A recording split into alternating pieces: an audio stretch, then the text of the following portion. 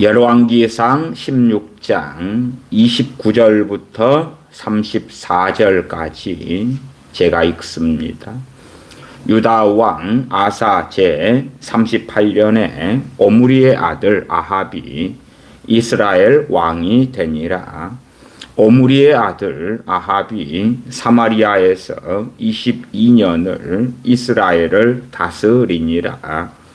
오므리의 아들 아합이 그 전에 모든 사람보다 여호와 보시기에 악을 더욱 행하여 느밧의 아들 여로보암의 죄를 따라 행하는 것을 오히려 가볍게 여기며 시돈 사람의 왕 옛 바알의 딸 이세벨로 아내를 삼고 가서 바알을 섬겨 숭배하고 사마리아에 건축한 바알의 사당 속에 바알을 위하여 단을 쌓으며 또 아세라 목상을 만들었더니 저는 그 전에 모든 이스라엘 왕보다 심히 이스라엘 하나님 여호와의 노를 격발하였더라. 그 시대에 베델 사람 히엘이 여리고를 건축하였는데 저가 그 터를 쌓을 때에 맏 아들 아비람을 잃었고 그 문을 세울 때에 말제 아들 스굽을 잃었으니 여호와께서 눈의 아들 여호수아로 하신 말씀과 같이 되었더라. 아멘. 오늘 말씀의 주제는 첫째는 영적 신비에 대한 이야기, 생명의 신비에 대한 이야기죠. 생명의 신비에 대한 이야기를 좀 하게 될 것이고, 또한 영적 원리, 사람의 탄생, 또한 자녀들에 대한 부모의 권위, 무엇보다 하나님의 권위, 하나님의 주권, 에 대한 이야기를 여러 가지로 함께 살펴보려고 합니다. 첫째, 우리들은 이 땅에서 태어납니다. 어느 나라, 어느 민족, 어느 부모에게서 태어나지요. 그리고 일반적인 눈에서 볼 때는 우리가 대부분의 것을 선택하지 못합니다. 그래서 우리가 태어난 부모가 때로는 가난하고 때로는 흑인이고 황인종이고 백인이고 때때로는 아버지가 그런 외국인을 선택해서 같은 민족보다도 혼혈로 태어나기도 합니다. 같은 동양이라면 그나마 좀 덜 하겠지만 이런 황인종, 백인종, 흑인 같이 그러한 종족을 넘어서서 결혼하여서 자녀가 태어나는 경우도 있습니다. 또한 여러 가지 이유로 임신이 되기도 하고 태어나기도 합니다. 점점점 세태는 그리 변해가는 것 같습니다. 점점 마치 자녀들이 부모의 은혜에 감사하기보다도 원망하고 때로는 그 원망이 도가 지나칠 때는 부모에게 항변하고 항의하면서 누가 나를 낳으라고 했냐고 나아가서 나를 낳으려면 책임을 제대로 져야 될 것 아니냐. 때로 어떤 자식들은 그렇게 말하기도 합니다. 자식을 낳아놨으면 평생 살 그러한 돈과 재산을 책임져 주든지 아니면 그런 것이 있으면서 낳든지 하지. 더군다나 이 시대에는 심지어 가난이 큰 죄같이 되었지요. 그래서 가난한 집에 태어난 자녀들은 끊임없이 부모 탓을 하고 원망을 하고 결혼할 때가 되어도 부모가 제대로 도와주지 못할 형편이고 나아가서 심지어는 부모도 가난하기 때문에 노후가 준비되어 있지 않아 때때로 자녀를 의지할 수밖에 없게 되는데 그에 대하여 불평하고 원망하고 때로 부모를 저주하기까지 하는 그런 자녀들이 있고 그 자녀들이 이제 이 세태의 풍조에 따라서 점점점 많아지고 있는 것을 봅니다. 그럴 때는 실상 하나님께서 복음에 있어서는 가난한 자들을 택하여 믿음에 부요하게 하셨다 말씀하셨음에도 그때에 가난하게 태어난 자녀들은 믿음의 부요가 아니라 오히려 저주 속에 들어가게 되는 것은 참으로 명확합니다. 세상에 태어났을 때에 부모가 부자고 재벌이고 부요하게 태어나는 것 좋은 일이지요. 그러나 복음에 있어서는 하나님께서 가난한 자들을 택하셨다. 그래서 부요한 자, 부한 자들을 부끄럽게 하시기를 기뻐하셨다 하는 것을 우리가 압니다. 많은 그런 자녀들이 마치 자신에게 대단한 권리가 있느냐, 또한 부모에게는 아주 자신들의 인생을 다 책임져야 할 일이한 그렇게 부모에게 자녀에 대한 어떤 자신들이 생각하는 그런 의무가 있는 양 그렇게 생각합니다. 그러나 첫째는 이제 하나님의 권세, 하나님의 권위, 하나님의 주권 또 나아가 하나님께서 정하신 불변의 영적인 원리와 진리가 있고 그것을 그 아래에 이제 부모에게 부여하신 부모의 권위가 있습니다. 부모의 권위. 그래서 자녀들이 누구에게 속하냐 할 때에 부모에게 속합니다. 일반적으로 이 부모의 품 안에 자녀가 있을 때에 자녀는 부모에게 속합니다. 그렇게 하나님께서 정하신 것입니다. 그렇기 때문에 부모가 가난하든지 부하든지 때로는 부모님이 장애를 가지고 계실 수도 있어요. 그러나 그 자녀가 정말 하나님의 긍휼을 얻으려면 그렇게 되어져야 할 것입니다.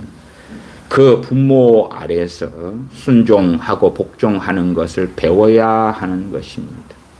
그 부모가 부족하든지 못 배웠든지 못났든지 외모가 좋지 않아서 좋지 않은 외모를 물려주었든지 부모가 재능이 없어서 좋은 재능을 물려주지 않았든지 그럼에도 감사하고 부모를 공경하는 것이 자녀들에게 전능하신 아버지 하나님께서 바라시는 것이며 원하시는 것이며 정하신 것이 되어집니다. 성경에는 없지만 일반적으로 유대인들은 성년을 주로 만 13세로 봅니다. 지금 현재 유대인 이야기하는 것입니다. 팔레스틴에 있는 이스라엘 유대인 이야기합니다. 성년을 만 13세로 해서 참 유대인들은 성년을 중요시 여기고 만 13세 기준으로는 이제 자신의 행동에 책임을 지게 합니다.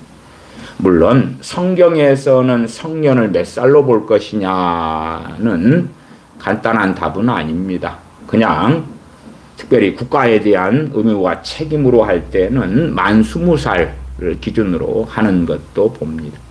유대인들이 지내는 만 13세는 성경의 기준은 없는 것이고 만 20세가 되어서 이제 군인이 되는 그러한 의무를 감당한다든지 하는 등의 구약 성경의 말씀을 볼 때에 한 만 20세 정도 될 때에 어떤 말씀으로 한다면 그렇지요.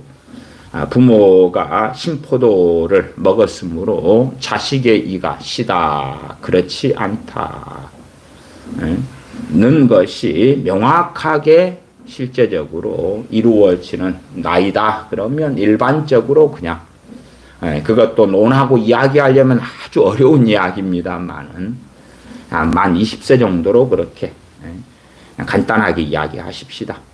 깊이 있게 논하려면 많은 것을 가지고 다루어야 할 것입니다. 또한 제가 만 20세로 봅시다 해도 맞는 이야기는 아닙니다. 얼마에 맞는 이야기고 얼마로 깊이 들어가면 또 더 논해야 될 많은 사항이 있겠지요. 나 제가 말씀드릴 요지는 그렇습니다. 아시다시피 다윗 왕이 우리아를, 밧세바의 남편인 우리아를 죽이고 그의 아내 밧세바를 취하여 아이를 가지고 낳게 했습니다. 그때에 그 다윗과 밧세바의 죄, 중심은 다윗의 죄지요. 다윗 왕의 죄지요. 다윗 왕의 죄로 인하여 거기에서 태어난 아이의 생명을 하나님이 거두십니다. 거기에 그 아이들이 선택할 권리가 없다 그 말이에요. 그 이제 가 태어난 아이에게 너 죽고 싶냐 살고 싶냐 그런 게 없다 그 말이에요. 그런 권세가, 그런 권리가, 그러한 권한이 없다 그 말이에요. 그래서 일반적으로 자녀들은 부모의 품 안에 있을 때에 하나님께서 정하신 대로, 하나님께서 결정하신 대로 자녀들은 부모의 권위 아래에서 순종하고 복종하는 것을 배워야 한다. 다른 말로 부모를 공경하는 것을 배워야 한다. 그러나 잘못된 자녀들은 언제 표시가 확실히 나냐? 첫째 표시가 확실히 나는 것은 우리가 대부분 압니다. 미운 몇 살 하는 거 있지요. 그것도 많이 달라집니다. 어떤 데는 미운 7살, 미운 5살, 미운 4살, 요즘에 미운 3살 이야기 나옵니다.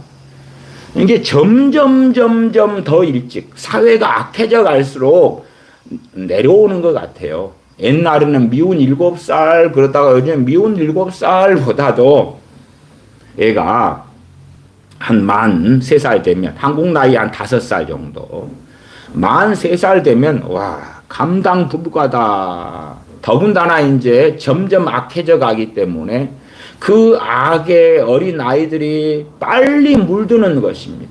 그래서 먼저는 미운 몇 살 하던 애들이 남자애들이 주를 이루었고 여자애들은 좀 늦게 발동을 하더라고요.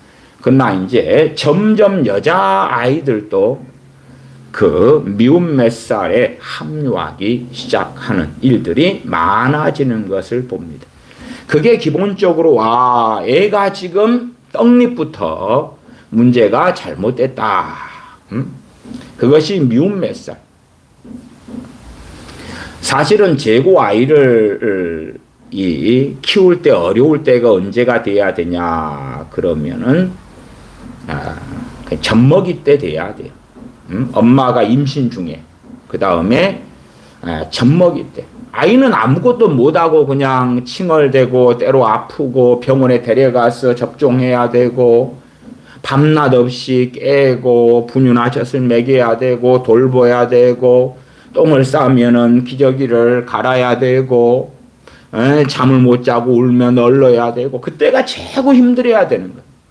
걷지 못하니까 그렇게 들쳐업고 안고 다녀야 되고 24시간 자식에게 눈을 뗄 수 없을 때 엄마는 주로 자유를 자녀 때문에 사랑하는 자녀 때문에 잃고 지내는 시간들. 물론 아빠도 퇴근하고 와서 자녀를 함께 육아하는 그래서 낮에는 아버지도 일하고 밤에는 와서 정상적인 이야기를 하는 것입니다. 정상적으로는 밤에도 와서 이 24시간 쉬지 못하는 아내를 위하여 집안 청소를 한다든지 세탁기를 돌려준다든지 음식물 쓰레기나 쓰레기를 치워주고 또한 육아의 한 부분을 담당해주고 정상적인 남편을 이야기하는 것입니다. 그때가 최고 힘들 때가 되어져. 왜? 말도 안 통하고 의사소통도 안 되니까. 그러나 이제 자기 손으로 아이가 밥을 떼먹기 시작하고 자유로워지죠. 많이 편해지죠. 그 다음에 배변 훈련이 되고 똥오줌을 가리게 되고 자기 발로 걸어 다니게 되고.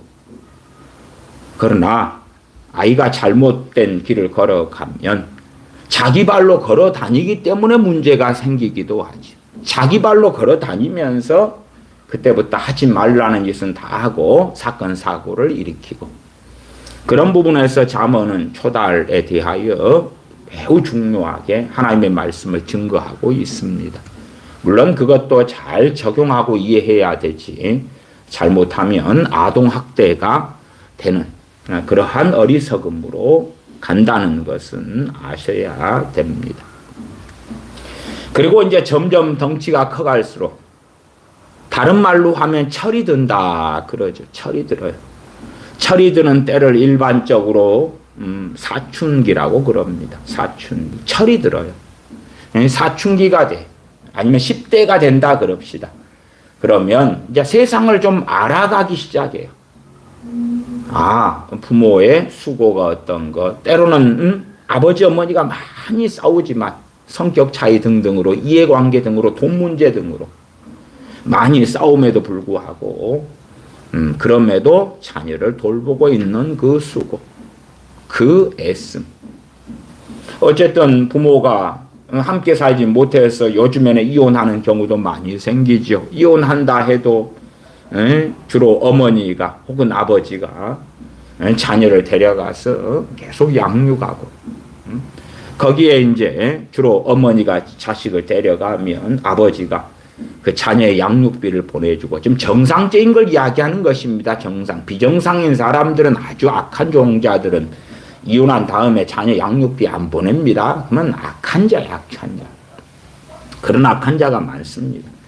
그런 악한 자들은 바로 깜빵으로 보내야 되는데요. 아니면 월급을 바로 차압시켜가지고 바로 그냥 양육비부터 처리해야 되는데, 어쨌든 그런 악한 종자들은 갈수록 많아져요. 최소한 이제 자녀가 미운 몇 살을 지나고, 그 다음 확연히 이제, 참, 어찌해야 되나, 그런 상황까지 와버리는. 그래서 독립하기 전에, 만 20살 되기 전에, 독립하기 전에 확연하게 보는 때가 10대 때가 되겠지요.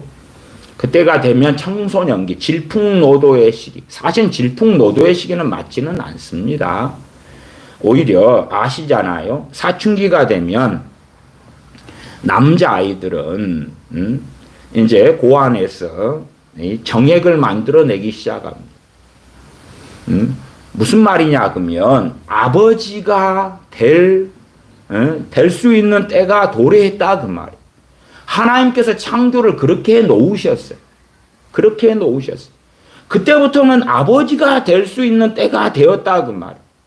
과거로 하면 조선시대나 그 앞에 시대에도 다 열 몇 살에 이렇게 결혼하고 그랬지요. 아버지가 될 수 있는 때, 그러니까 질풍노도의 시기라거나 그건 말이 안 되죠. 말이 안 돼. 이미 신체적으로는 아버지가 될 준비를 갖추게 되었다 그 말이에요. 그런데 오히려 철이 들어야 될 나이, 부모가 어떻게 애쓰고 수고하고 땀을 흘리고 슬퍼하며 탄식하며, 부모도 사람이기 때문에 때로는 가난한 살림살이다 그러면 그 가난 속에 어떻게 힘들게 살아왔는가, 때로는 질병 때문에 어떻게 고통하는 와중에도 자녀들을 양육해 왔는가, 또한 고달픈 아버지의 회사 생활 등등을 이제 이해할 만한 나이가 되었어. 근데 자녀가 악해져 가면 그걸 이해하기보다도 아주 이기적이 되어져서 자기를 이해해 달라는 것, 자신의 욕심을 채워달라는 것, 자신의 욕심을 충족시켜 달라는 거예요. 그럴 때에 자녀가 참 악해졌구나 하는 걸 알 수가 있지요. 일단은 오늘 열왕기상 16장 말씀으로 먼저 시작하였습니다. 그 중에서 어떤 말씀을 보려고 시작했냐 그러면은 16장 34절 때문에 그렇습니다. 그 시대란 말은 29절부터 읽었는데 아합 왕 시대다 그 말입니다. 그래서 그 시대에 베델 사람 히엘이 그랬는데 세번역이나 뭐 현대인의 성경 같은 걸 보시면 아합 시대에 혹은 아합 왕 시대에 이렇게 잘 번역됐어요. 그러니까 이런 개역 성경만 보셔가지고 잘 모르시는 분들은 이해를 돕기 위하여 그 시대에 그러면 아합 왕 시대에 이렇게 번역된 거 읽으시면 좀 더 오해는 적겠지요. 그 시대에 베델 사람 히엘이 여리고를 건축하였는데 저가 그 터를 쌓을 때에 맏아들 아비람을 잃었고, 맏아들 아비람 이름까지 정확하게 기록하지요. 베델 사람 히엘이 여리고를 건축했다. 그럴 때 저가 그 터를 쌓을 때 맏아들 아비람을 잃었고, 건축 총책임자를 이야기하겠지요. 왜? 여리고 성을 다시 건축할 때도 그건 큰 성이었기 때문에 당연히 한 사람의 힘으로는 불가능한 것이죠. 총감독관이 되어서, 총책임자가 되어서 여리고 성을 재건한 사람이 베델 사람 히엘이었지요. 그 문을 세울 때에 말제 아들 스굽을 잃었으니 여호와께서 눈의 아들 여호수아로 하신 말씀과 같이 되었더라. 여호수아 6장 26절에 그랬습니다. 이 애언, 이 선언을 하셨거든요. 여리고 성이 무너지고 회파되고 여리고 성을 하나님께서 무너뜨리신 다음에, 그 다음에 여리고를 진멸한 다음에, 그 다음에 이제 누구든지 여리고 성을 다시 짓게 되거든. 그때 기초를 낳을 때는 그 사람의 맏아들이 죽을 것이다. 그리고 성물을 주로 마지막에 답니다. 그걸 달 때에 우리 개역 성경상으로는 계자가 죽을 것이다. 계자는 막내 아들을 이야기합니다. 막내 아들.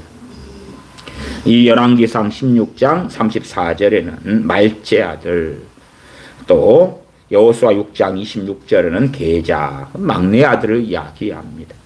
그리고 그대로 이루어졌지요. 그러니까 아버지 히람이 이 두 자식의 입장에서 이야기하는 것입니다. 아버지 히람이 베델을 아버지 히람이 여리고를 재건을 해요.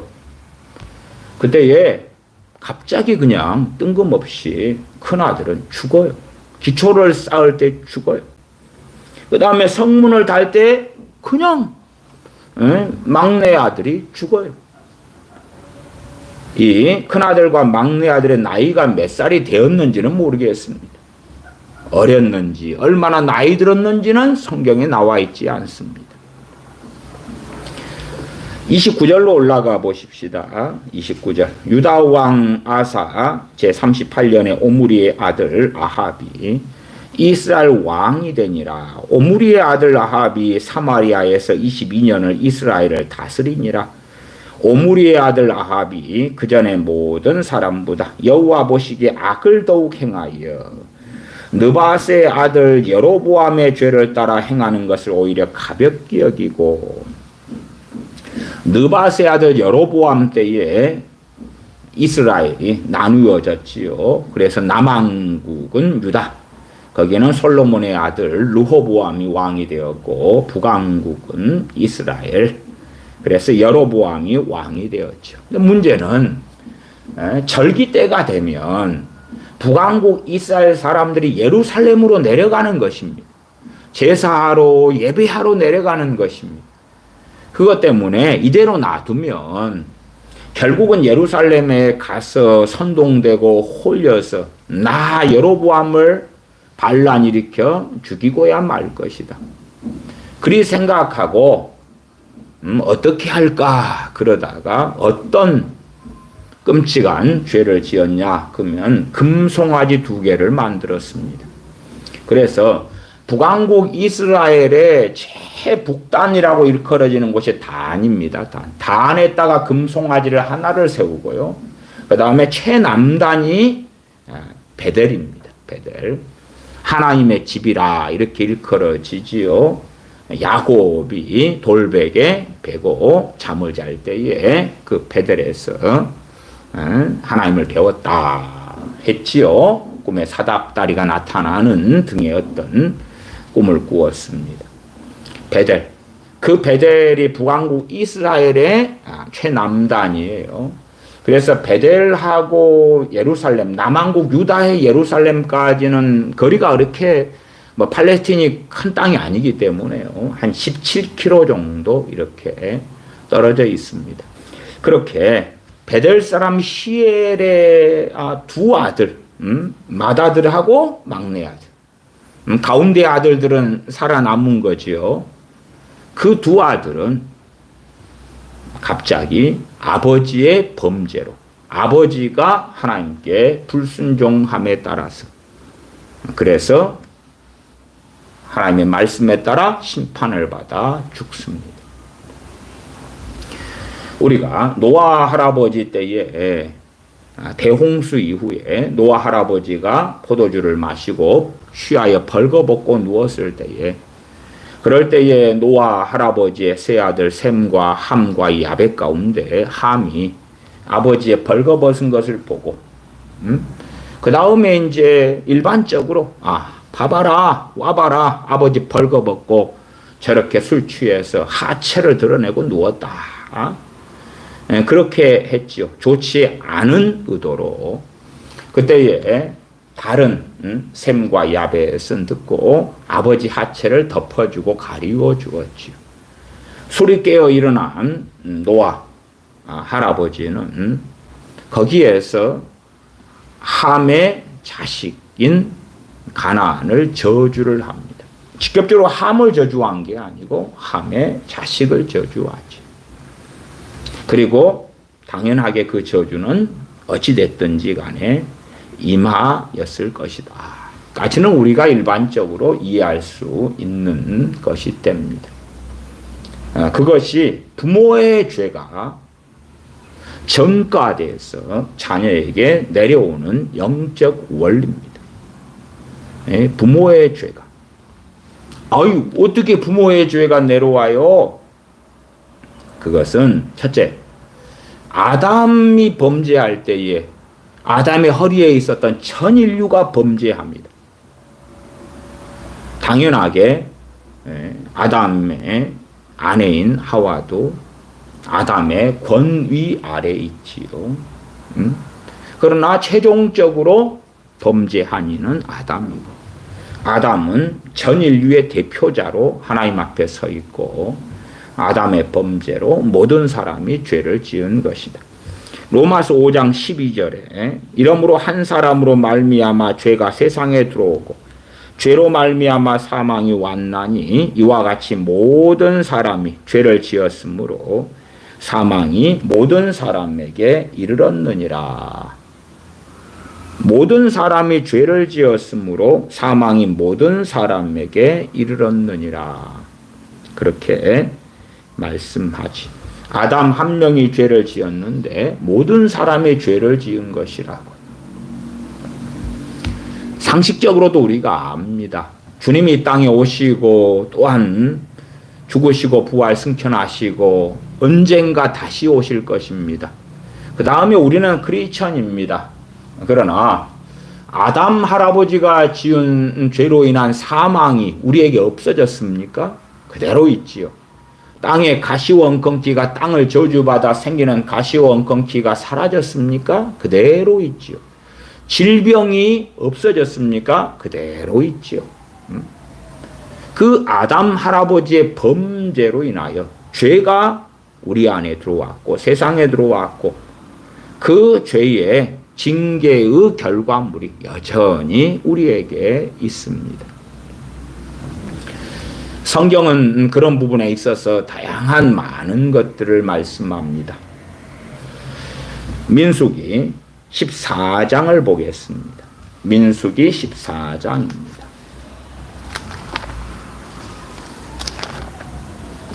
민수기 14장입니다. 민수기 14장 17절부터 보겠습니다. 민수기 14장 17절부터입니다. 이때는 13장이 민수기 13장이 가나안 땅의 12정탐꾼 족장들을 보내는 것이고요. 14장 17절부터는 모세 선지자가 백성들을 위하여 하나님께 기도하는 내용이 나와 있습니다. 14장 17절부터 제가 읽습니다. 이제 구하옵나니 이미 말씀하신 대로 주의 큰 권능을 나타내시옵소서. 이르시기를 여호와는 노하기를 더디하고 인자가 많아 죄악과 과실을 사하나 형벌받을 자는 결탄코 사하지 아니하고 형벌받을 자는 사하지 않는다. 인자가 많아서 죄악과 과실을 용서하신다. 그래서 용서받는 사람이 있고 용서받지 못하는 사람이 있다. 용서받는 사람이 있고 용서받지 못하는 사람이 있어. 어리석은 사람들은 하나님께서 어떠한 죄라도 용서해 주실 것이다 하는데 전혀 never 그렇지 않습니다. 용서받는 사람이 있고 용서받는 죄가 있고 용서받지 못하는 죄가 있다. 용서받지 못하는 죄 가운데는 성령 해방죄 등에 대한 말씀은 여러 차례 드렸습니다. 성령 해방죄가 아니라도 이 12정탐꾼 가운데 10정탐꾼은 용서받지 못했습니다. 형벌받을 자는 결단코 사하지 아니하고 아비의 죄악을 자식에게 갚아 3, 4대까지 이르게 하리라 하셨나이다. 누구의 선언입니까? 하나님 자신의 선언이셔요. 이것을 인용하면서 모세의 선지자는 하나님께 기도하고 있는 것입니다. 하나님 자신이 이런 분이시라고 제게 계시하셨습니다. 그런데 하나님 자신이 이런 분이라고 계시하신 것을 바꾸어 주세요. 하나님 인애가 크시니까 내가 기도하는 모든 사람의 죄를 다 용서해 주세요. 그냥 그런 게 결코 하나님을 경외했던 모세 선지자는 그렇게 하지 않았습니다. 그렇게 한다면 모세 선지자도 하나님에 대한 반역이 되겠지요. 하나님은 자신을 계시하셨고 결코 자신을 부인하지 않으십니다. 그러니까 천국이 있고 지옥이 있는 것입니다. 우리 주님께서 이 땅에 오셔서 그 누구보다도 과거의 선지자들 이야기하는 것입니다. 그 어떤 선지자들보다도 지옥에 대한 말씀을 많이 하셨고 지옥을 명백하게 밝히셨습니다. 우리 주님께서 율법을 폐하러 오심도 아니요 온전케 하러 오셨고 나아가서 주님께서 지옥을 폐하러 오신 적이 없습니다. 주님께서는 지옥을 없애러 오시지 않았습니다.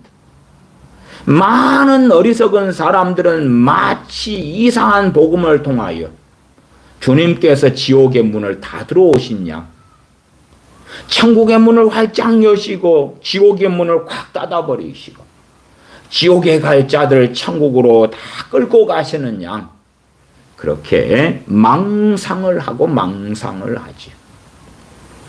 그러나 주님께서 오히려 지옥을 명확히 밝히셨고 지옥에 심판받을 자들에 대한 여러 말씀들을 하셨다 하는 것은 얼마나 사복음서를 통하여 명확한가. 주님께서는 지옥의 문을 안 닫으셨습니다. 그리고 주님 자신께서 심판주가 되셔서 불로 심판하실 것이다. 심판의 타작마당에서 알곡과 쭉쟁이를 골라내실 것이다. 또한 양과 염소를 알곡과 가라지를 골라내실 것이다 하시는 것입니다. 아비의 죄악을 자식에게 갚아서 아비의 죄악을 자식에게 갚아 3, 4대까지 이르게 하리라. 물론 위에서부터 죄악을 갚아 3, 4대까지 내려오고 마찬가지입니다. 우리도 그렇게 책임 있는 존재입니다. 내 죄악으로 인하여 3, 4대까지 하나님께서 갚으실 것이다. 그 말, 갚으실 것이다. 그것이 하나님의 주권이고 하나님의 정하심이고 영적 원리입니다. 그것을 누가 부인한단 말입니까? 그걸 어떻게 부인합니까? 부인하지 못합니다.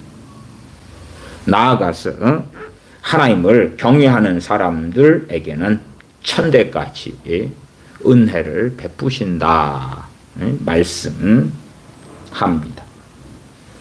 좀 더 읽어보겠습니다.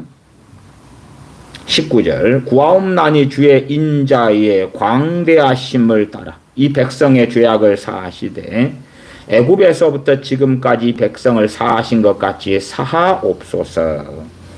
여호와께서 가라사대 내가 너 말대로 사하노라. 이 백성의 죄악을 너 말대로 사하노라.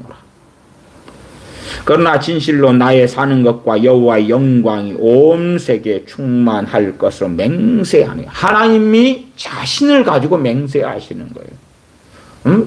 물론 하나님보다 더 큰 이가 없지요. 하나님만이 유일하시고 자신으로 맹세하시는데 22절 나의 영광과 애굽과 광야에서 행한 나의 이적을 보고도 이같이 10번이나 나를 시험하고 내 목소리를 청종치 아니한 그 사람들은 내가 그 조상들에게 맹세한 땅을 결단코 보지 못할 것이요 또 나를 멸시하는 사람은 하나라도 그것을 보지 못하리라. 그래서 광야 40년 동안에 하나님을 멸시했던 자들은 하나라도 그것을 보지 못한다는 선언을 하셨습니다. 그래서 광야 40년 동안에 있었던 사람들이 이때의 죄는 용서받았어도 그러나 또한 하나님을 멸시했던 것으로 인하여 당연히 40년 동안에 이 사람들이 회개하고 구원받을 수 있었다 그 말이에요. 그러나 하나님의 또한 어떤 판결은 정확하냐 그러면 하나님을 멸시했던 사람들 여호수아와 갈렙을 빼놓고는 광야 40년 동안에 다 광야에서 죽이셨다. 그럼 그 하나님의 판결은 변치 않았어요. 우리가 생각할 때 하나님 용서했으면 끝나지요? 아니요. 그렇지 않습니다. 죄가 있고 죄에 대한 형벌이 있고 죄에 대한 책임이 있는 것이에요. 그래서 죄와 죄의 형벌에 대한 문제의 이야기도 간단하고 쉬운 이야기는 아닙니다. 하나님은 명확하게 말씀하십니다. 23절 내가 그 조상들에게 맹세한 땅을 결단코 보지 못할 것이요 또 나를 멸시하는 사람은 하나라도 그것을 보지 못하리라. 이건 변하는 게 아니다.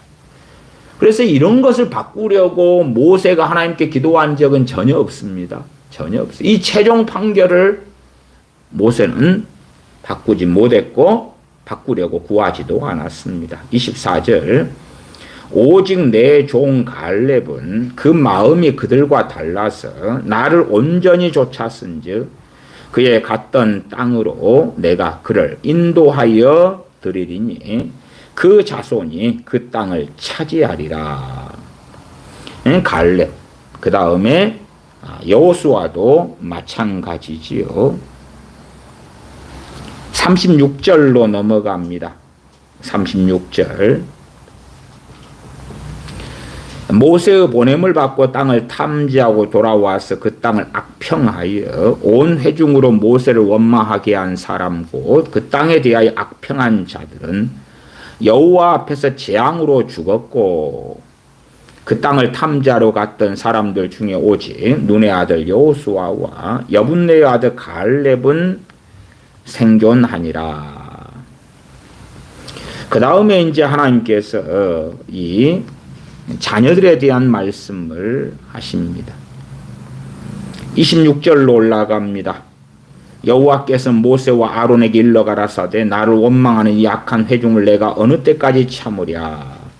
이스라엘 자손이 나를 향하여 원망하는 바 그 원망하는 말을 내가 들었노라. 그들에게 이르기를 여호와의 말씀에 나의 삶을 가리켜 맹세하노라. 너희 말이 내 귀에 들린 대로 내가 너희에게 행하리니 너희 시체가 이 광야에 엎드려질 것이라. 너희 20세 이상으로 계수함을 받은 자 곧 나를 원망한 자의 전부가 기준은 20세지요. 만 20세요. 만 20세를 사용하지 않는 말하자면 일반 나이로서 만 나이를 쓰지 않는 나라는 우리나라 대한민국 말고는 없습니다. 북한도 만 나이로 진즉 바뀌었습니다. 전 세계가 다 만 나이를 쓰는데 한국만 이제 뭐 한국 나이가 있고 연 나이가 있고 만 나이가 있고 나이를 세 개로 셉니다.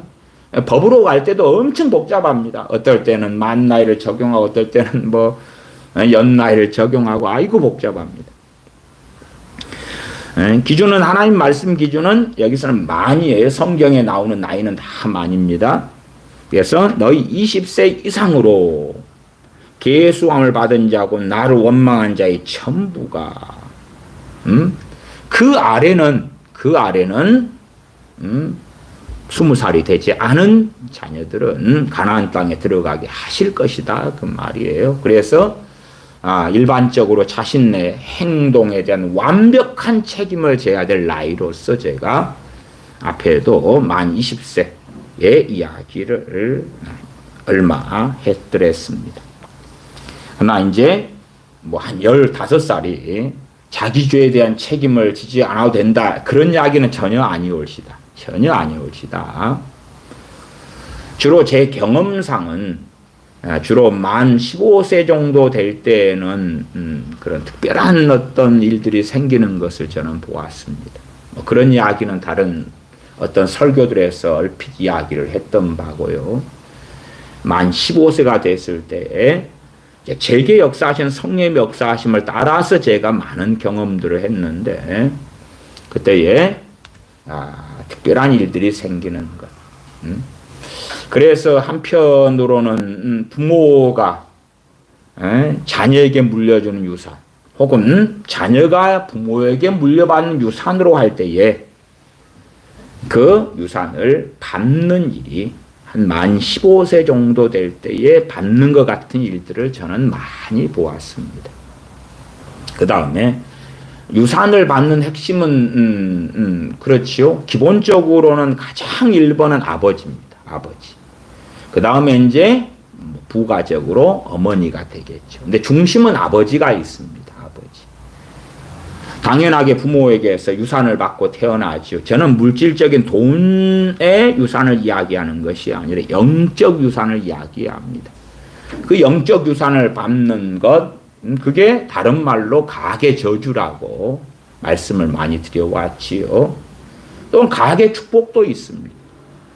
물론 가계라는 말도 다 맞는 말이 아닙니다. 왜? 아담 할아버지의 범죄로 인하여 전 인류가 죄를 짓게 되었으면 가계보다도 그냥 전 인류가 위아더 월드 한 조상 아래 있지요. 한 집안의 일은 결코 아니죠. 또 다윗의 인구조사를 통해서 이스라엘이 하나님의 진노를 받습니다. 그건 한 국가에 대한 이야기죠. 한 민족 국가에 대한 이야기죠. 그래서 어떤 가계 저주 그런 표현들을 사람들이 많이 사용합니다만은 때로는 가계 저주가 맞고 때로는 왕의 선택으로 인하여서 국가의 저주. 또 이런 아합왕 같은 자가 정말 전 국가를 범죄 속에 집어넣었을 때에 거기에 소위 현대 자유민주주의식으로 투표권을 가지지 않고 행사하지 않은 사람들이라 할지라도 그 죄악을 다 함께 감당했어야 됐다 하는 것입니다. 그래서 이제 태어날 때 혹은 뭐 아주 뭐 의학적으로 하면은 뭐 이렇게 임신되었을 때까지로 거슬러 올라갈 것이고 그 다음에 태어난 다음에도 이제 뭐 다윗의 그 밧세바 사이에 난 자식 같은 경우에 그때에 유산을 받아야 되지요. 무슨 유산이요? 다윗의 범죄로 인한 아버지의 범죄로 인해서 죽임을 당하는 것이지요. 그렇게 되는데 저 개인적으로는 한 몫을 챙기는 때로 성경이 없습니다. 제 체험상이니까 참조만 하십시오. 한 만 15세 정도는 되지 않나 하는 것을 봅니다. 만 15세 되면은 보통 고등학교 1학년 정도 되지요. 고등학교 1학년. 한국 나이로 17살. 17살 정도. 아니면 좀 빠른 연생으로 하면 16살. 중3 주로 고1 그래 고1 돼 가지고 이제 연도가 바뀌어 가지고 그래서 이제 생일이 빨리 되어짐에 따라서 이제 만 나이가 이제 바뀌겠지요. 주로 만 한 15세 이리저리 그때 되니까 그럭저럭 성품이 괜찮고 그럭저럭 믿음이 좀 있는 것 같다가 유산을 받게 되는 것 같아요. 예. 한몫 챙기는데 대부분의 자녀들에게 그래서 한편으로 그렇게 말씀드린 거잖아요. 질풍노도의 시기. 다 맞는 말은 아니다. 철드는 때다. 그러나 열매를 거두는 때다. 그래서 부모가 기본적으로 부모라고 제가 말씀드리겠습니다. 부모가 하나님 봤을 때에 그때에 그렇게 말씀드리겠어요. 잘 안 믿는 자녀들이 안 믿는 자녀가요. 부모가 하나님을 경외했어요. 근데 안 믿는 자녀가 기본은 부모에게 순종하고 부모의 권위에 있고 부모를 공경해요. 전제가. 그럴 때에 만 15세 됐을 때에 우리가 최근에 베드로 전서 2장 3장에 하나님의 권고하시는 날에 대한 것을 함께 살폈지요. 하나님의 권고하시는 날이 오더라. 하나님의 권고하시는 날이 와요. 제 개인적으로도 그렇습니다. 제 개인적으로도 만 15세에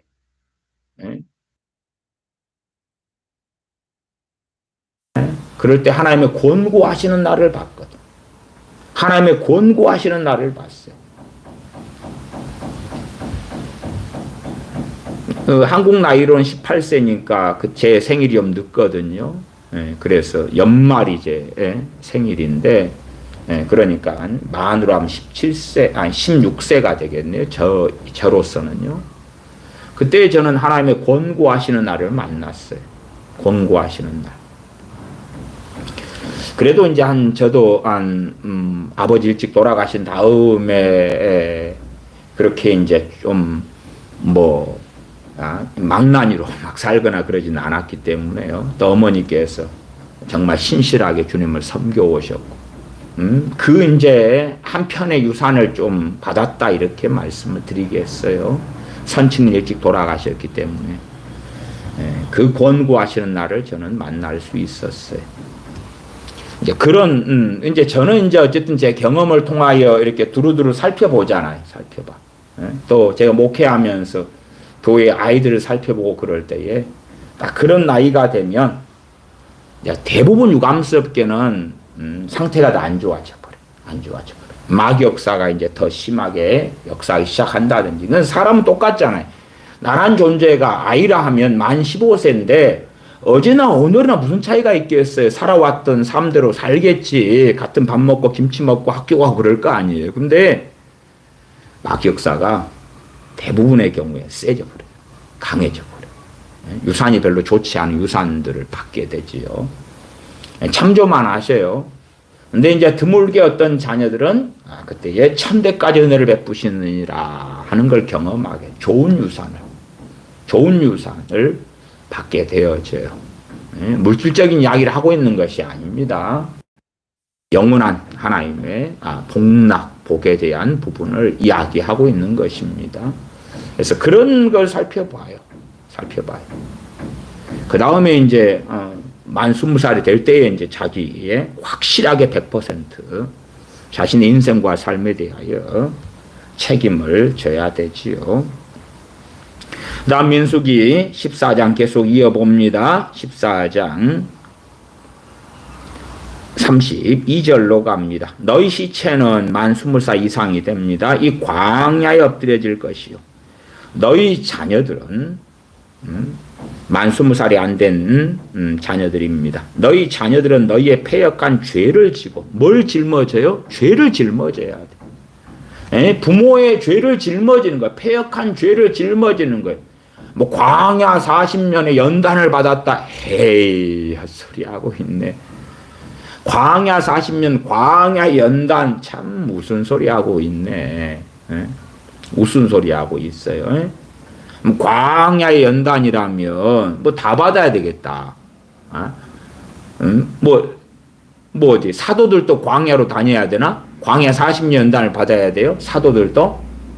사도 바울도 광야 40년단을 받아요? 진짜 연단 받아서 뭐 별과 같이 빛났나? 아니면 문제가 비유적이니까 다니엘 선지자가 바벨론에 포로로 끌려가서 광야 연단 받으려면 저기 아라비아 쪽으로 가야지. 사우디아라비아 쪽이 그쪽이 미디안 광야 해고 이어서 광야 40년 동안 다녔던 땅이에요. 그리 가야 될 거 아니에요. 그쪽 아니요. 무슨 광야 40년의 연단 아니고 그건 죄로 인한 형벌이에요. 형벌. 죄 짓고 감옥에 들어갔는데 감옥에서 40년 있다고 합시다. 그게 연단이요? 형벌이에요. 형벌. 성경을 명확히 봐야지 자기만의 소설을 쓰면 되겠어요. 33절 너희 자녀들은 너희의 패역한 죄를 지고 너희의 시체가 광야에서 소멸되기까지 40년을 광야에서 유리하는 자가 되리라. 너희의 패역한 죄를 짊어진다. 죄를 짊어지는 거예요. 죄를 짊어져.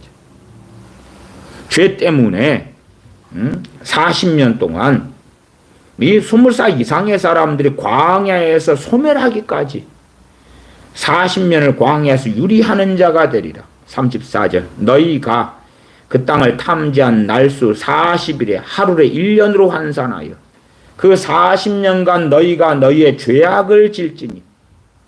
죄악을 지는 사람들은 당연히 부모와 자식 함께죠. 부모와 자식 함께죠. 함께인데 부모는 24 이상은 광야 40년 동안에 죽고 그 밑에 자녀들은 이제 살아남아서 가나안 땅에 들어가게 된다 하는 것이지요. 그 40년간 너희가 너희의 죄악을 질지니 너희가 나의 싫어버림을 알리라 하셨다라. 내가 너희를 싫어서 버린 거다. 싫어서 버린 거다.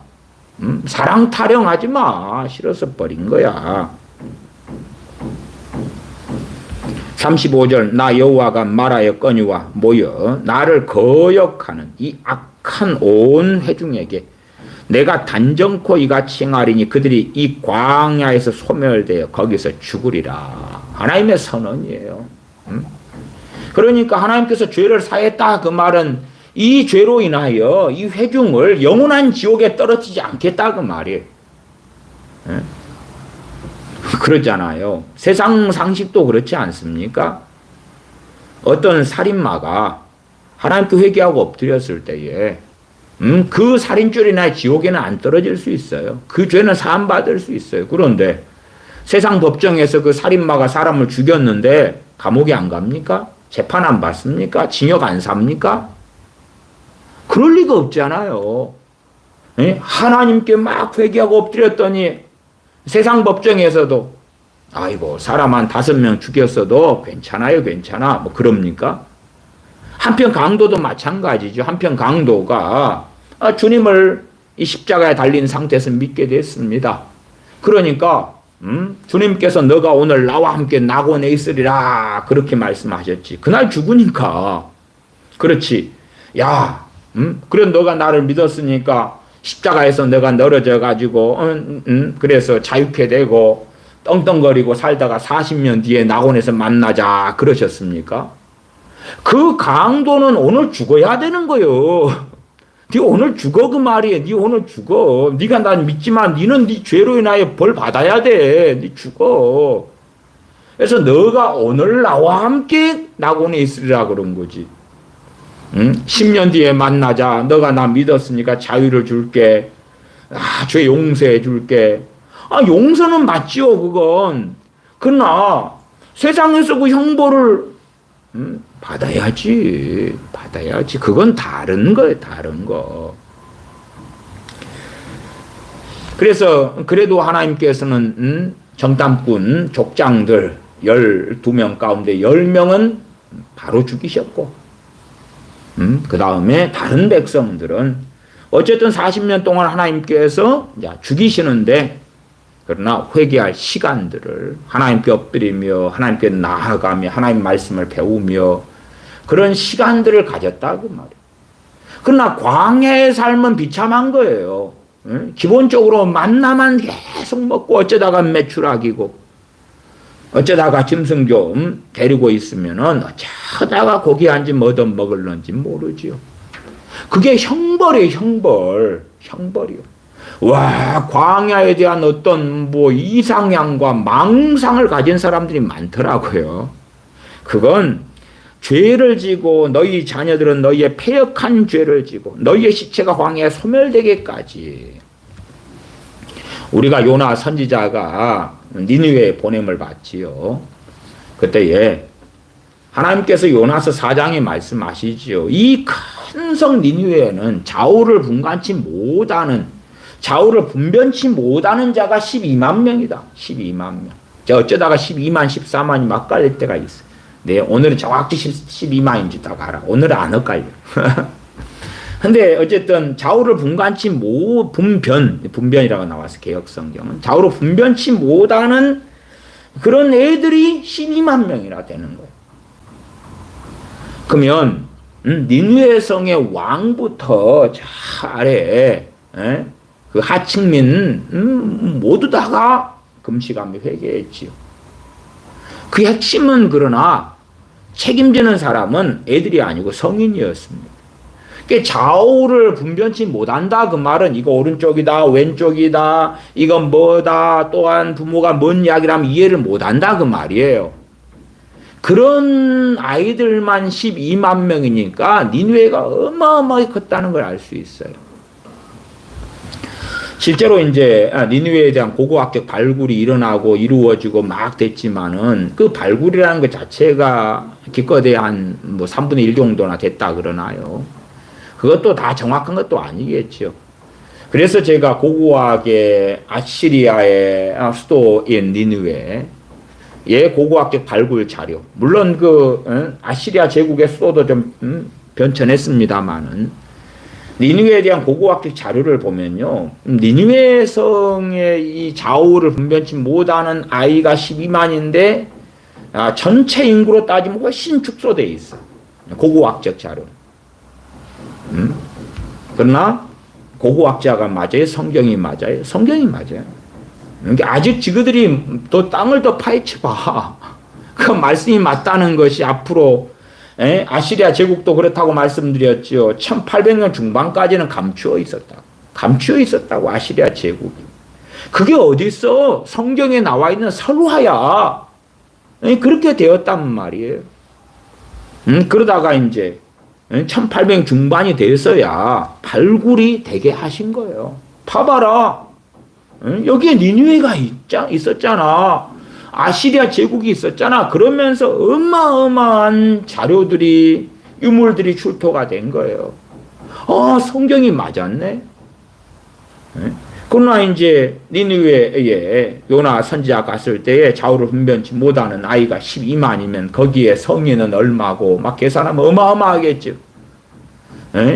아직은 고고학자들 수준이 그까지는 아닌가벼 했는데 누구들 한 100년 살다가 더 파봐. 그럼 말씀이 맞다는 걸 볼 테니까. 어쨌든 그 니느웨 성 사람들이 회개하지 않았다면 성인이지요. 그러면 좌우를 분변치 못하는 12만도 하나님의 진노를 피할 수 없었던 거예요. 그러니까 하나님 말씀에 따라서 아니 왜 나는 가난하게 태어나야 돼요? 왜 나는 이런 부모예요? 왜 나는 이런 외모예요? 왜 나는 이런 지능이에요? 왜 나는 이런 재주밖에 안 가지고 태어나는 거예요? 알 필요 없는 거예요. 첫째는 하나님의 권위에 복종하는 걸 배워야 되고, 두 번째는 부모의 권위 아래. 내가 독립하기 전까지는 최소한 복종하는 걸, 순종하는 걸 배워야 돼. 그럴 때에 하나님께서 주시는 복을 받을 것이다. 세상의 어떤 물질적인 대단한 그런 걸 받는 건 아니겠지요. 그러나 하나님이 주시는 권고하시는 날들도 만날 것이고, 하나님께서 긍휼히 여기시는 것들을 누리게 될 것이다. 하나님은 살아계셔서 각 자녀들이다면 당연히 그들의 말을 듣고 계실 것이고, 그들이 부모에 대하여 원망하는 소리를 들으실 때에 결코 그들의 장래는 받지 못할 것이고 저주와 재앙이 기다리고 있을 수도 있을 것이고 나아가 가장 무서운 것은 하나님께서 그들을 권고하지 않으실 것이다. 복음이 증거되어도 그들의 마음을 열어서 듣게 하지 않으실 것이다. 나아가 그들은 들어도 듣지 못하고 보아도 보지 못할 것이다. 또한 하나님께서 그들이 듣고 깨달아 돌이키는 것을 싫어하실 것이다. 하나님의 주시는 권고하신 날이 없을 것이다. 받지 못하게 될 것이다. 좀 더 보면 신명기 출애굽기 20장 10계명으로 가보십시다. 출애굽기 20장입니다. 10계명 2계명이지요. 출애굽기 20장입니다. 출애굽기 20장 4절부터입니다. 10계명의 두 번째 계명입니다. 출애굽기 20장 4절부터 너를 위하여 새긴 우상을 만들지 말고 또 위로 하늘에 있는 것이나 아래로 땅에 있는 것이나 땅 아래 물속에 있는 것에 아무 형상이든지 만들지 말며 그것들에게 절하지 말며 그것들을 섬기지 말라. 나 여호와 너의 하나님은 질투하는 하나님인즉 나를 미워하는 자의 죄를 갚되 아비로부터 아들에게로 3, 4대까지 이르게 하거니와 나를 사랑하고 내 계명을 지키는 자에게는 1000대까지 은혜를 베푸느니라. 하나님을 사랑하고 하나님의 계명을 지키는 자에게는 1000대까지 은혜를 베푸십니다. 어떤 사람은 부모가 하나님을 사랑하고 하나님의 계명을 지키는 자이기 때문에 1000대까지 은혜를 받는 그러한 자손에 속하여 태어납니다. 그냥 신비가 우연처럼 사람은 태어나는 게 아니올시다. 어리석은 사람은 그냥 엄마 아빠하고 남녀가 눈이 맞아서 그래 잠자리를 했더니 그냥 애가 태어났어. 그렇게 생각하지만 사실은 그것과 다른 생명의 신비는 아주 많습니다. 단순한 우연으로 애가 임신되어서 태어나는 것하고는 다르지요. 그 생명의 신비는 우리가 다 알 수 자체가 없습니다. 알 수 자체가 없어요. 그러나 어떤 신비도 우리가 봅니까? 히브리서 7장 9절에 보면 또한 10분의 1을 받는 레위도 아브라함으로 말미암아 10분의 1을 바쳤다 할 수 있나니. 지금 레위는 태어나지 않았어요. 아브라함이 100세에 이삭을 얻지요. 멜기세덱을 만나서 아브라함이 11조를 드립니다. 그것이 아브라함의 80대예요. 80대. 주로. 거기에서 이제 100세가 돼야지 이삭을 얻어요. 그 다음에 이삭이 60살이 돼서야지 에서와 야곱을 낳아요. 60살 돼서야지. 40살에 결혼하자면 20년 동안에 자식이 없다가 하나님께 간절히 기도해서 하나님이 간절히 기도하시니까 쌍둥이를 주셔요. 에서와 야곱이 그때 태어나 60살에. 그 다음에 야곱에게서 레위가 태어나지. 레위가 태어날 때 되니까 그때는 야곱의 나이가 실제로 80이 넘어서야 레위를 얻습니다. 그렇기 때문에 아브라함 이후로 레위가 태어나려면 레위는 누구예요? 증손주예요. 증손주. 다 멀었어. 최소한 150년 이상이 지나야 돼. 반올림을 하면 200년 가까운 세월이 지나야지 레위가 태어나는 거예요. 아브라함이 멜기세덱에게 10분의 1, 11조를 드렸을 때에 그럴 때에 히브리서 7장 9절은 그 비밀에 대하여 지금 레위는 레위 지파는 이스라엘에게서 11조를 받아요. 레위 지파 아내가 제사장 또 한 가문이 있지요. 레위 지파가 받은 11조에 또 거기에 11조를 제사장들에게 주어요. 그래서 레위는 11조를 받는 그런 지파입니다. 그런 하나님의 소유로 하나님께서 선택하신 이들이 레위 지파예요. 또한 10분의 1을 받는 레위도 아브라함으로 말미암아 10분의 1을 바쳤다 할 수 있나니. 그러니까 예를 들어 11조를 멜기세덱에게 주었지만 하나님께 바친 거지요. 근데 한 150 몇 년 뭐 이렇게 지난 다음에 태어나게 될 레위도 11조를 바쳐버렸다고요. 그래서 왜 천대까지 자손이 복을 받느냐 그러면 부모가 하나님을 사랑하고 하나님의 계명을 지켰어요. 그 부모의 허리에 있는 누구도요? 자녀도 지켰다. 물론 이제 상당한 부모들은 자녀가 태어난 다음에 뭐 그랬을 수가 있겠죠. 그래서 뭐 그때는 이제 좀 상황들이 복잡해집니다. 그러나 천대까지로 한다면 3대 할아버지가 그렇다고 합시다. 그러면은 당연하게 해당이 되겠지. 마찬가지로 3, 4대까지면 내 품 안에 있는 자녀들까지도 앞에 지금 민수기에서 12정탐꾼을 통한 그러한 당대의 사건을 보았지요. 그 당시 당대, 그래서 20살 이상은 광야 시체로 엎드려지고 그 아래 그 자녀들도 그 부모의 죄를 짊어지고 광야 40년을 헤맸더라. 그래서 하나님께서는 이 우상 숭배의 죄악에 대하여 3대 4대까지 갚으신다. 나를 미워하는 자의 죄. 그래서 기본적으로 하나님을 미워한다 그럴 때 그 중에 첫 번째 핵심의 죄가 우상 숭배구나 하는 걸 알 수가 있지요. 우상을 만들지 말고 그 다음에 우상들에게 절하지 말고 섬기지 말라. 만들지 말고 절하지 말고 섬기지 말라. 그럼 만들고 절하고 섬기고 조상숭배 같은 것도 다 포함되지요. 그러면 그것이 하나님을 미워하는 그러한 죄다. 나를 미워하는 자의 죄를 갚되 5절 하반 아비로부터 아들에게로 3, 4대까지 이르게 하겠다. 최소한 3대 4대까지 그렇게 책임을 묻겠다.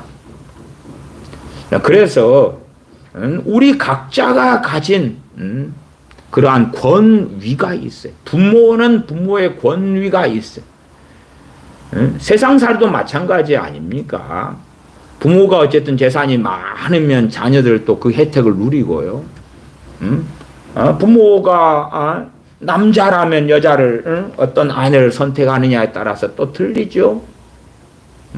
그에 따라서 결과는 달라지고 반대로 엄마가 어떤 남자를 선택하냐 또 있지요. 그에 따라서 틀립니다. 제가 남자 여자 특별히 정자와 난자의 이런 결합 임신되는 거죠. 수정이 되는 거지요.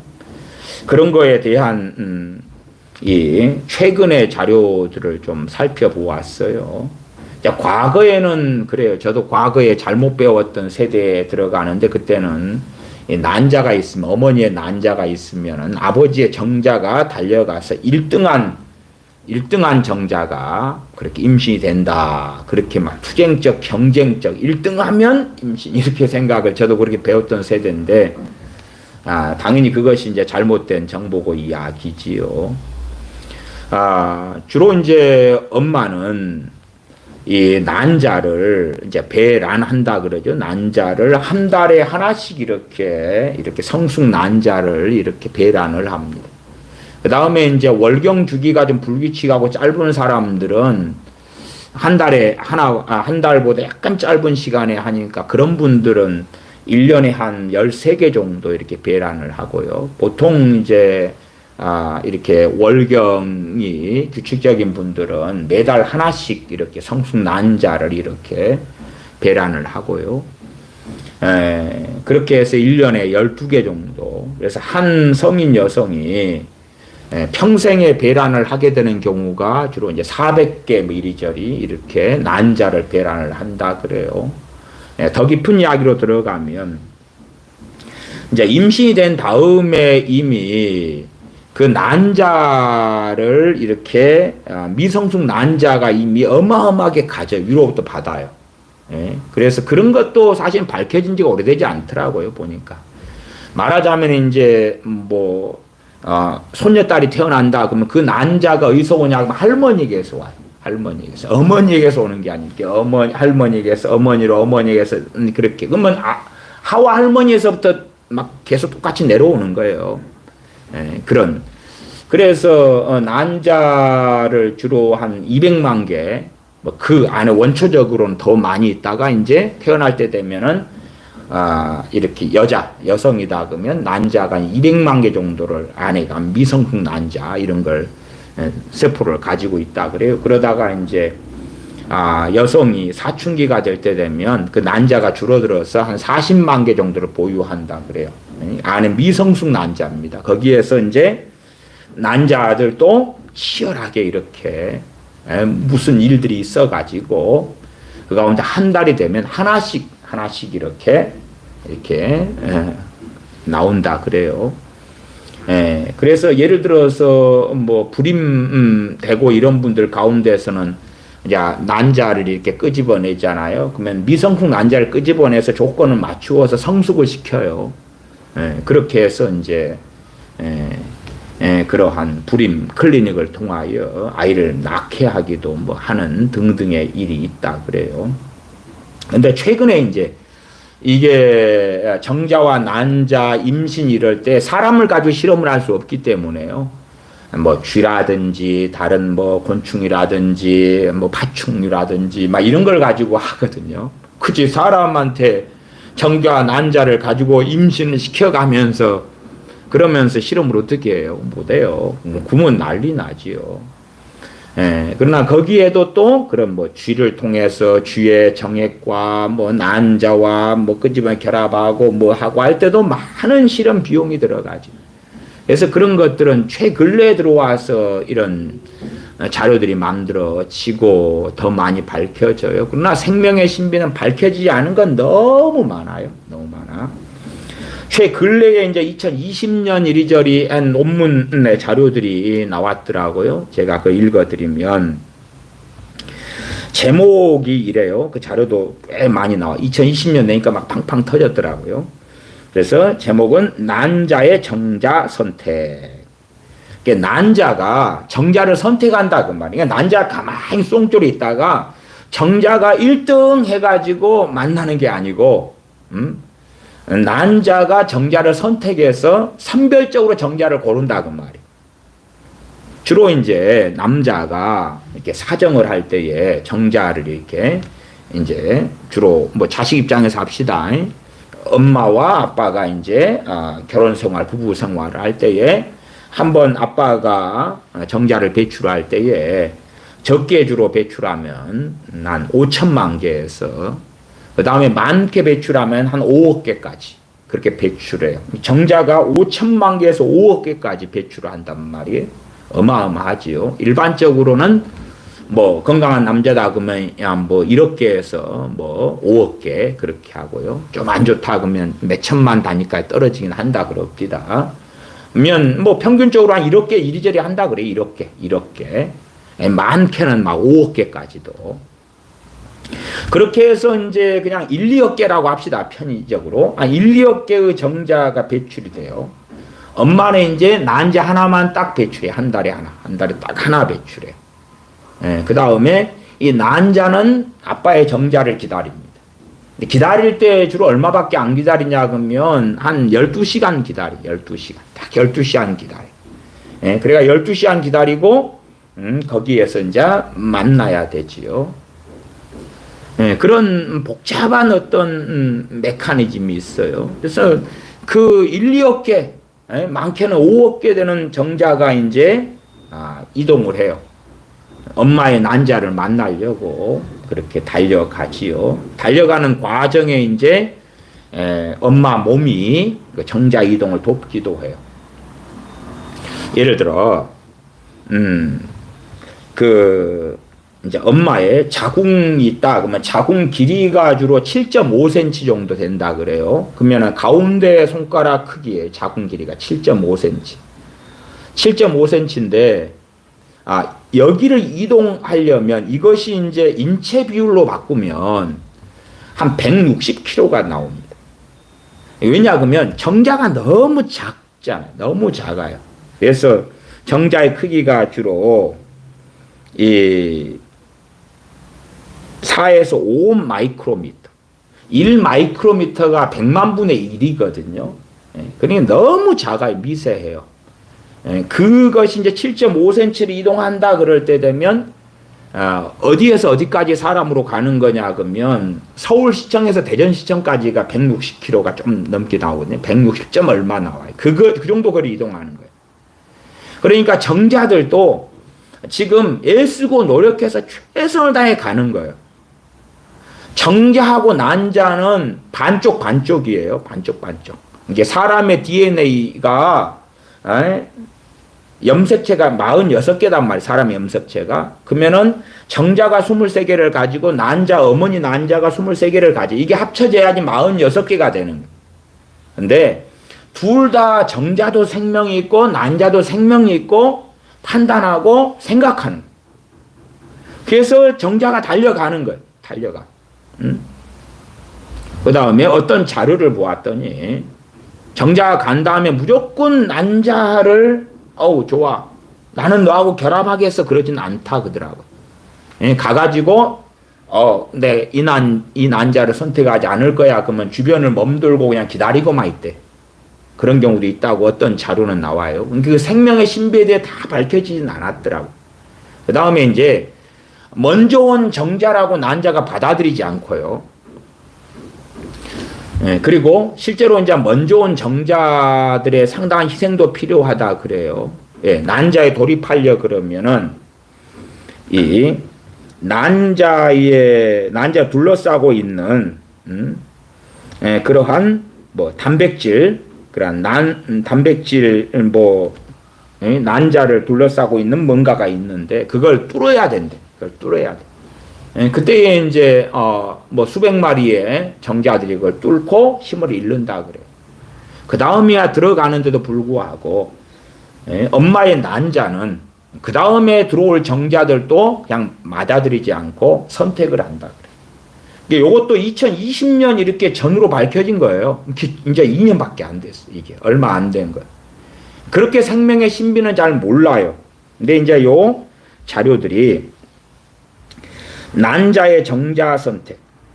난자는 화학 신호를 보내서 스스로 선택한 정자를 끌어들인다. 남자, 여자 결혼하고 똑같은 거예요. 비슷해요. 남자가 여자가 치마만 둘렀다고 다 좋아하는 거 아니잖아요. 마찬가지로 남자가 여자를 선택하니까 여자는 바로 받아들이고 그렇지는 않잖아요. 둘이 눈이 맞아야 되는 거예요. 프로포즈 할게. 나 안 받아들여. 아니야, 니 싫어. 난 다른 남자가 좋아. 난 이쪽 남자하고 결혼할까? 그렇게 하고. 그래서 정자도 정말 엄청난 노력을 하지. 실제로 이제 그러한 자궁의 길이가 한 7.5cm 이리 된다 그랬죠. 그러면은 자궁 경부에서부터 길이까지 하면 8에서 12cm가 나와요. 그 이상을 정자는 열심히 애를 쓰고 수고하고 달려가지. 그러면 그 정자는 뭐예요? 자식이 태어난다 그러면 자식의 반쪽이잖아요. 반쪽. 반이지. 염색체로 하면 반. 그래서 남자 여자 결혼하는 것처럼 정자 난자도 서로를 선택하는 거예요. 그리고 정자는 수없이 고비를 넘고 수고하고 애쓰고 달려들고. 그래서 제가 이 논문 발표된 기사를 좀 읽어드리면 난자는 마지막 순간까지 수정에 적합한 정자를 골라내는 능동적 존재이다. 난자에는 난자를 둘러싼 두껍고 단백질이 풍부한 난소액이 있다. 이 액이 화학 신호를 액을 통해 화학 신호를 보낸대. 자기 마음에 드는 정자한테 니 이리 와 니. 그러니까 참 멀리 있는 정자가 아니라 이제 다가와요. 다가오면 일반적인 자료는 좀 다양하게 있더라고요. 근데 주로 이제 500에서 600마리 정도만 살아남아 가지고 온대요. 온대요. 그 가운데 또 몇백 마리가 희생이 되는 모양이에요. 그 난자를 둘러싸고 있는 그것을 이제 막 녹이고 이제 해치고 그러는데 그 다음에 최종적으로 한 100에서 200마리 정도 남는다 그래요. 그 중에서 이제 선택을 하는 거예요. 그러니까 어떤 자료는 뭐 엉뚱하게 해석의 입장이 틀리겠지만 1등이 이렇게 난자하고 만나서 수정되는 게 아니 2등이 된다 이런 자료도 꽤 많더라고요. 근데 그거 아니고 1그룹이 먼저 가서 소위 말하면 몇백 마리가 이제 겉보기에 희생을 하고 그 다음에 그룹 가운데 난자가 선택을 하는 거죠. 난자는 가장 능력 있는 정자를 선택한다 그래요. 어쨌든 자기 기호가 있대. 그래서 그 쥐 실험이나 다른 이런 짐승들의 그런 실험을 통해서는 난자가 다를 때에 A라는 뭐 이제 그 어떤 실험체의 정자하고 B라는 실험체 정자가 있고 그럴 때 다른 실험체 또 난자를 쓸 때 되면 특정한 실험체의 정자만 선택을 한대. 다른 실험체 정자는 이 난자는 싫어한대. 그런 게 있대요. 그래서 그냥 무조건적으로 난자가 정자를 선택하는 것도 아니고 그렇게 결합되어서 이렇게 수정이 되는 게 아니다 그래요. 난자는 이 난소액을 통해서 자기가 원하는 정자에게 화학적 신호를 보낸다. 난자는 직접 우수한 정자를 뽑는다. 그 다음에 이제 수정이 돼요. 수정된 다음에 이제 난자가 이동을 하지요. 왜? 정착을 해서 이제, 그래서 본격적으로 아이가 자라야 되기 때문에 그렇지요.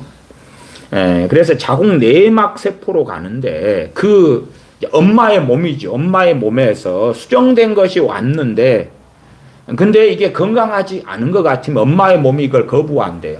그렇기 때문에 정자와 난자가 수정돼 가지고 이게 적극적인 정자의 노력과 수고와 난자도 선택하고 그래가 결합돼서 이제 수정난이 됐어요. 그렇게 됐는데도 이걸 배아라 그러지요. 근데 건강한 배아하고 문제 있는 배아를 구별을 하기 때문에 이 자궁 내막에 수정난이 착상을 하려는데 대부분 70%를 거부해 버린대. 엄마 몸에서. 이 건강하지 않구만. 70%는 노. 그래서 착상을 못하게 한대. 거부한대. 그러니까 아주 정상적인 남자, 아주 정상적인 여자, 그 다음에 임신할 모든 조건을 100% 다 만족시켰는데 그걸 다 만족시키고 시간도 다 잡고 모든 게 임신할 적시고 100% 의학적으로 임신할 수밖에 없어라고 다 조건을 갖춰도 그래도 임신할 확률은 20%에서 25%밖에 안 된다 그래. 그리고 엄마 몸이 건강하지 못하고 막 그러면 거기에서 거부를 하는 비율만 해도 70% 정도는 거부를 한다 그래요. 그 다음에 이제 최종적으로 수정을 할 정자가 이제 수정하려면 정자도 자기 껍질을 벗어내야 되는데 콜레스테롤 막이 있대요. 정자도 또 막을 벗어내야 돼. 왜 벗어내야 되냐 그러면 엄마 몸은 주로 산성을 띠고 있고요. 그래서 이 병원균을 물리치고 등등 여러 역할을 하고 정자는 알칼리성을 띠고 있어요. 산성 속에서 알칼리성 살려니까 막을 두르고 살려니까 알칼리성을 띠고 있죠. 그러니까 이 막을 이제 벗어내야 돼. 그 다음에 난자의 난막을 뚫고 난자 속으로 들어간다. 그럼 난자가 이제 너 받아들인다 그래. 그러니까 거기에서도 첫째는 부모의 선택이지요. 어떤 아빠, 어떤 엄마 그렇게 해서 태어날 것인가 하지만은 실제로 태어날 아이 입장에서는 자기의 능동적인 활동과 선택인 거예요. 그 생명의 신부 우리가 다 기억 못하지만 반쪽 말하자면 나란 존재가 태어났다 그러면 나란 존재의 이 염색체로 한다면 반은 엄마 그치요? 23개 난자. 그러니까 나란 존재가 지금 난자와 정자의 결합이잖아요. 아빠의 정자와 엄마의 난자의 결합이단 말이에요. 이 결합을 해서 나란 존재가 결합돼서 만들어질 때 내 반쪽들이 투쟁하고 1, 2억 개의 정자들이 가서 난자로 가고 심지어는 뭐 우리가 그 사람 몸에 정말 그 복잡한 메커니즘이 많더라고요. 그 많은 것은 예를 들어서 엄마 몸에가 좌나 우에서 배란을 한단 말이에요. 좌에서 좌우에서 때로는 어떨 때는 좌측에서 이렇게 배란을 하고 어떨 때는 우측에 배란을 해요. 나팔관에서 딱 하면 좌로 갈까 우로 갈까 정자가 선택을 해야 돼. 근데 어디에서 배란한지를 몰라요. 좌에서 정자 입장에서 나팔관에 와가지고 어디로 가야 돼? 이쪽에서 배란했을 수도 있고 여기서 배란했을 수도 있는 거야. 그걸 이제 정자들이 판단을 해야 돼. 이게 이번에 이제 모르지 자기들도 처음 나왔으니까. 그리고 이제 난자는 신호를 보내. 지금 이쪽에가 있어. 저쪽으로 가면 안 돼. 이쪽에 있어. 신호를 빨리 알아챈 정자가 빨리 출발하죠 또. 그러니까 그 이제 정자들이 이렇게 난자하고 만나기 위하여서 정말 많은 첩첩산중을 거치고 그걸 테스트를 하는 거죠 또. 똑똑한 놈 뽑아야 되니까 봐봐 이쪽에 지금 난자가 있다 이리 와 내가 여기 있어 이리 와 확신을 또 보내요. 그러면 이제 정자가 그쪽을 선택해서 똑똑한 놈이 빨리 달리기를 하고 달려가고 그렇다 해서 무조건 정자가 치마만 둘렀다 해서 난자라 해서 다 그러는 것도 아니고요. 뭐 그렇다 그래요. 그런 뭐 여러 과정들이 있습니다. 그 다음에 실제로 이제 정자 하나를 자기가 원하는 정자를 딱 난자가 받아들인 다음에는 그 다음에 다른 정자가 이제 자기에게 올 수 없도록 길을 막아버린다 그래요. 그렇게 해서 다른 정자에게 수정되는 그런 일이 없도록 그렇게 한다. 그래서 어떤 면에서는 그 정자와 난자 학기 23개의 이거 전핵이라고 그래요. 전문용어로 전핵을 가지고 있는데 그것이 이제 이 결합을 한대 이렇게 딱 결합. 그러니까 우리가 비행기가 착륙하더라도 비행장이 돼 있어야지 딱 착륙하잖아요. 그것보다 더 세밀하게 아니면 우주정거장이 이렇게 딱 맞춰가지고 혹은 어떤 제트기가 공중주유를 하잖아요. 그러면 공중주유기를 통하여 공중에서 기름을 주는 비행기가 있단 말이에요. 그러니까 딱 정밀하게 하는 것처럼 그렇게 딱 결합해가지고 맞춰가지고 딱 결합을 하고 그 다음에는 이제 다른 정자가 들어와서 결합할 수 없도록 이걸 치워버리는 거지. 치워버려. 너에게 착륙 못해. 치워버리는 거지. 그렇게 되어진다 그래요. 그리고 이제 예를 들어서 50대 50 성비의 비율 같은 것도 밝혀지지 않았어요. 50대 50 저도 자료를 50대 50 성비 남자 50 여자 50이거든요. 그 다음에 이런 곤충이나 뭐나 이것도 50대 50 성비 이런 이야기를 해요. 남자죠 50대 50이 한국은 남자가 많지요. 첫째는 남자 성비가 많은 것은 그만큼 하나님의 창조 섭리는 50대 50이에요. 하나님이 그렇게 정해놓으신 거예요. 그러니까 한 집에는 남자만 잔뜩 놓고 여자만 잔뜩 놓더라도 다른 집에는 그래도 전체는 50, 50 맞추는 것이. 그러니까 50대 50 성비에서 어긋나는 건 다 죽였다는 이야기예요. 다 죽였다는 이야기. 아니면 뭐 성비하고 상관없이 다 죽여왔을 수 있지. 그래가 남자든 여자든 다 죽여서 일단은 낮춰진 상태에서 거기에서 임신 상태에서 너 보니까 여자구만 갖고 탁탁 죽이고 남자니까 낳고 그래가지고 어쨌든 남자 성비가 여자 성비보다 우리나라 대한민국은 더 당연히 높지요. 그만큼 태아를 살인하고 죽였던 많은 그런 것이 대한민국의 흐름이죠. 근데 이제 2019년 8월에 히로시마 대학 연구소에서 어떨 때 남자가 되고 어떨 때 여자가 되느냐 성비가 성이 어떻게 결정되느냐 그것을 이제 뭐 쥐로 실험을 했는 모양이에요.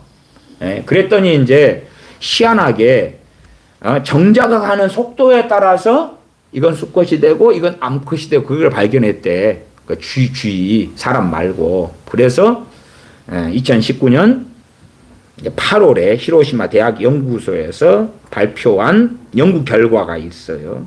자세한 내용은 뭐 복잡하니까. 정자가 난자에 도달하는 속도에 따라서 아들과 딸이 결정된다는 연구 결과 발표. 그럼 50대 50 성비는 밝혀지죠. 그건 하나님이 정하신 거예요. 하나님이 정하신 거예요.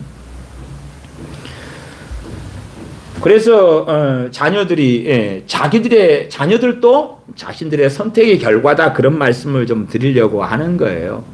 그러나 당연하게 자기는 그냥 노력하지 않고 애쓰지 않고 그냥 나는 어쩔 수 없어 마지못해 태어났어, 그건 거짓말이라고요. 거짓말이에요. 그 생명의 신비를 우리가 다 어찌 알겠어요. 그러나 1, 2억 개 혹은 수억 개 되는 정자들 속에서 분투하고 노력하고 애를 쓰고 난자와 만나기 위하여서 또 그러고, 아니 내가 안 만나고 좀 늦게 가면 될 거 아니에요. 그치요. 나는 이거 이번은 싫어. 이번밖에 없지만 나는 아니야.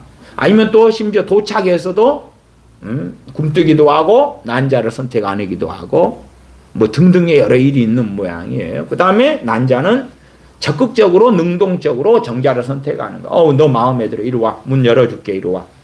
너 이리 들어왔지? 문 닫아버려. 그런 능동적인 일을 난자가 한다고 최근 한 2년 뭐 이렇게 2년 이리저리 때 인자 발표된 거예요. 그래서 자료들이 2020년 자료들이 많더라고요. 그전에는 그냥 난자는 가만히 있다가 정자가 오면 꼬링, 1등한 놈이 꼬링 뭐 이렇게, 저도 그렇게 옛날에 생물 시간에 배웠는데 전혀 그렇지는 않읍디다. 우리가 이삭이 60살이 될 때에 하나님께 간절히 기도해서 자녀를 얻잖아요. 그건 아버지의 선택이에요. 그렇죠? 아버지가 부부관계를 통해서 얻지 못할 때 하나님께 엎드리는 거예요. 그러지 거기에서 자녀의 뭐 의견을 묻고 의사를 묻는 게 어디 있어요. 그럼에도 자녀는 능동적으로 활동을 하는 거예요. 또 100세에 아브라함과 사라 사이에 이삭이 태어나지요. 주로 이제 이 성숙세포를 더 이상 낼 수 없는 어머니가 그 난자를 낼 수 없는 난소에서 그럴 때 되면 이제 폐경기가 오는 거예요. 폐경기가. 그런데 폐경이 되어져 버렸죠. 그런데 그 몸에서 하나님께서는 사라의 몸에서 난자를 내시는 거예요. 난자를 내. 그 다음에 아브라함도 더 이상 정자를 낼 수 없는데 그 죽은 자와 방불한 그 몸에서 정자를 내게 하시는 거예요. 그 다음에 어쨌든 이삭이 되기 전에의 정자 난자가 능동적으로 적극적으로 또 그 안에서 만남을 가져서 수정이 되고 그 다음에 이삭이 태어났다 하는 거예요. 겉보기에는 당연하게 아브라함과 사라의 하나님께 대한 강구와 그들의 믿음이죠. 그들의 히브리서 11장에 그들은 믿었다. 아브라함의 믿음, 사라의 믿음이 나와 있지요. 거기에는 하나님의 주신 은혜가 있고 거기에서 무엇이라고 이렇게 하나님께 반기를 누가 들 수 있겠는가. 또 과거에 제가 어떤 설교에서 성경은 명확하게 남자가 아이를 논다라고 말씀합니다. 저는 그 부분에서는 영혼의 문제를 그렇게 다룬 이야기를 한 적이 있어요. 말하자면 유다가 다말에게서 베레스와 세라를 낳고 쌍둥이지요. 그러지 다말이 낳았다가 아니라 남자가 낳은 남자가. 아브라함이 사라에게서 이삭을 낳고. 그러니까 아버지의 정자 자체가 단순한 수단이 아니라는 걸 알 수가 있는 거예요. 생명의 신비니까 다 알 수 없는데 성경은 사람의 그 존재는 영혼이죠. 그 존재의 핵심은 아버지라고 이야기하는 거예요. 아버지. 어머니가 아니고. 그러나 또한 남자에게서 여자만이 나온 게 아니라 여자에게서 남자가 나온다 하는 것은 어머니가 임신하고 또 애를 낳고 하는 그런 과정들을 보면 또한 너무 명확하지. 그러면 우리의 인생의 나고 자람 태어남이 그 생명의 신비 속에서 자녀들이라면 정말 하나님의 그 권위 앞에 하나님의 권세 앞에 굴복함을 배워야 하고 그래서 존재적으로 그런 거예요. 존재적으로 굴복해야지. 예? 제가 어떤 그 고아 분들 또 입양아 분들 이런 분들을 보았을 때에 다수가 인생을 비관하고 절망하고 그럽니다. 입양을 보낼 때도 부모가 형편이 안 돼서 때로는 미성년일 때 애를 가져가지고 입양을 보내고 등등 해요. 그거에 대해서 원망하고 비관해서 해결될 문제가 아니에요. 오히려 감사하고 그 하나님의 주권에 이 세상의 삶은 나그네 인생이기 때문에 그 고통을 누가 얼마나 공감하고 알겠어요. 그러나 하나님은 알아주실 것이고 하나님께서는 그에 대하여 갚아주실 것이니까. 물론 이 세상 삶에서는 아닐 수 있지만 그러나 그러한 형편에 있어서 누구를 원망한다든지 세상 원망해서 해결되는 문제는 없어요. 이스라엘 백성이 광야에서 하나님을 원망해서 하나님의 진노만 얻었지 거기에서 무슨 아름다운 것을 얻었는가 그 말이에요. 그러면 첫째는 하나님의 주권, 하나님의 주권에 우리는 굴복하고 순종해야 돼요. 불만하면 나는 왜 저기 서구 유럽의 선진국에 태어나지 않았을까? 나는 부유한 집안에서 외모가 좋은 부모 밑에 태어나지 않았을까? 그 아래 정자와 난자의 수정으로 결합으로 가면 자기의 적극적인 활동이 있었어. 자기 반쪽과 또 다른 자기 반쪽이. 예? 그러지 그냥 무식한 시대에는 엄마 아빠가 잠자리만 하니까 아무 상관없이 애가 뚝딱 생겨서 왔다. 그러지만은 좀 더 알아보니까 당연히 엄마 아빠의 선택이 핵심이지만 그러나 자녀의 치열한 선택의 과정들이 있었다는 것은 요즘 시대에야 밝혀지는 것이지요. 그럼에도 자녀가 태어났을 때에 첫째는 하나님의 주권 앞에, 그 다음에 부모의 그 권위 앞에 복종하고 순종하는 것을 배워야 한다는 것이. 물론 부모에게 순종하더라도 에베소서 말씀 그대로 주 안에서지 주님 밖에서가 아니에요. 제사 지내라 했더니 예의 절하라, 조상에게 절해라 했더니 예의 그런 건 아니겠지요. 주 안에서 부모에게 순종해야 된다. 말씀은 이렇게 나를 사랑하고 내 계명을 지키는 자에게는 천대까지 은혜를 베푸느니라. 이런 말씀은 신명기에도 신명기 5장 10절, 신명기 7장 9절 등등에도 또한 나와 있습니다. 기도하겠습니다. 아버지 하나님, 저희가 한 가정에서 또한 우리의 부모 아래서 태어났습니다. 그러나 우리의 불평, 불만과 우리의 원망과 우리의 사욕과 정욕을 따라서 부모의 권위 아래서 부모를 존경하고 또한 섬기고 사랑하고 순종하고 살기보다 원망하며 탓하며 이기적이 되며 제 뜻대로 완악하게 달려가는, 또한 자신이 받아야 되는 대단한 권리가 있는 양 어리석게 살아가는 우리들이 될 때가 많았습니다. 그러한 어리석음과 그러한 완악함이 아니라 자녀들이라면 또한 부모 품 안에 있을 때에 순종함을 배우게 하시고 무엇보다 하나님의 주권 아래 겸손하게 하나님을 경외함을 배우는 자녀들이 되게 하여 주시옵소서. 우리 주 예수님의 이름으로 기도하옵나이다. 아멘.